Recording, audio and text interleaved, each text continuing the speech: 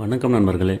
இன்றைக்கி நாம் கட்டுமான பணியின் போது சிவில் இன்ஜினியருக்கு தேவையான சூப்பரான டிப்ஸும் அவங்களுக்கு தெரிஞ்சிருக்க வேண்டிய முக்கியமான விஷயங்களையும் முழுசாக பார்க்க போகிறோம்.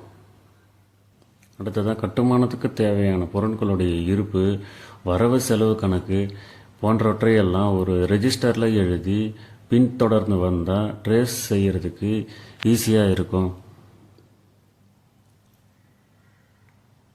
கட்டுமானத்துக்கு தேவையான பொருட்களை வாங்கும்போது ஒரு சிறந்த சைட் சூப்பர்வைசர், ஒரு இன்ஜினியருடைய ஆலோசனையை பெற்று வாங்கணும். இல்லது இன்ஜினியரோடய சேர்ந்து நேரில் போய் வாங்கிறது சிறந்ததாக இருக்கும்.